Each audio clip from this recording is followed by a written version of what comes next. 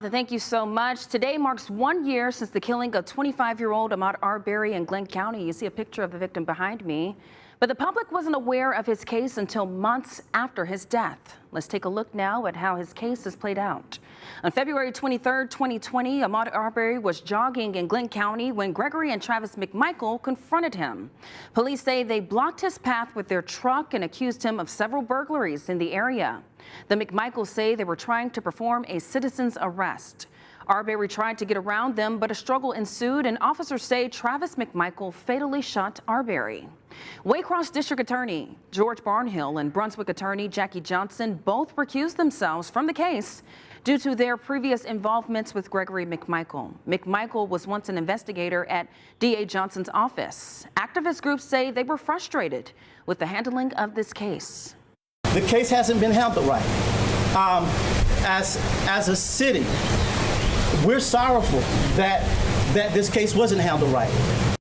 On May 5th, the Brunswick radio station uploads footage of Ahmaud Arbery's shooting to its website, and it quickly went viral. It was later revealed Gregory McMichael sent that video to the station, hoping it would clear up some rumors surrounding the situation. The video drew swift condemnation from state leaders and also across the nation. Earlier this week, I watched a video depicting Mr. Arbery's last moments alive. I can tell you it's absolutely horrific, and Georgians deserve answers. I think had we not seen that video, I don't believe that they would be charged, and it is it's heartbreaking. It's 2020, and this was a lynching of an African-American man. Also on May 5th, the third prosecutor to work on Arbery's case, Atlanta District Attorney Tom Durden, asked the Georgia Bureau of Investigation to look into Arbery's death. 2 days later, the GBI arrested Gregory and Travis McMichael on charges of murder and aggravated assault. On May 21st, authorities arrested William Roddy Bryan Jr., the man accused of recording the viral video of Arbery's death. Now I have a sense of hope. At one point in the beginning, I didn't have any hope that anything would ever be done about it because I was getting all conflicting information. On November 13th, a Glenn County judge denied bond to the McMichaels. At this point, bond had already been denied for William Roddy Bryan Jr. There is not a date set at this time for the criminal trials of any of the three suspects.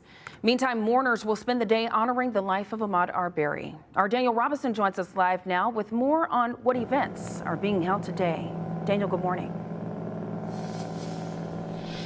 Ashley, good morning. A run will be held later today called #FinishTheRun, and I am holding a post here from organizers that shows that there's more than 4,600 people registered for this virtual event around the entire country.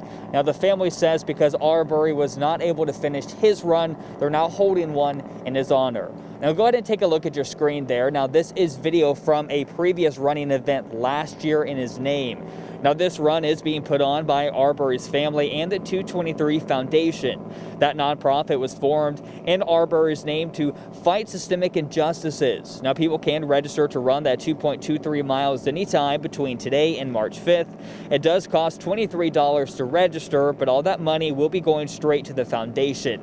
If you are interested in signing up, we do have a link on WJCL.com. Now, Representative Carl Gilliard from Garden City, who has been co-sponsoring a bill to change the citizen's arrest law, did release this following statement. You can see it there on your screen, and it does say in part, quote, "On this somber day, we will honor the life of Ahmaud Arbery and mourn with his family. We must not allow his life to have ended in vain." And he does go on to say that we must move Georgia forward by repealing the citizen's arrest law. And later tonight, candles will shine bright at a public candlelit vigil in Waynesboro to mark 1 year since his death. And that will take place at New Springfield Baptist Church, where Arbery is buried. Now, WJCL will have continuous coverage throughout the day, including live coverage from Brunswick starting tonight at 5. Ashley? Before you go, is there any update on Georgia's citizen's arrest law and the effort to repeal it?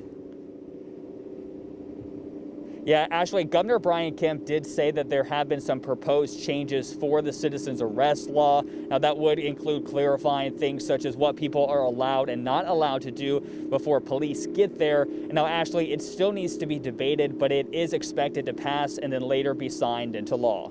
Ashley? Daniel, thank you so much. We'll continue to update this story as soon as new details become available.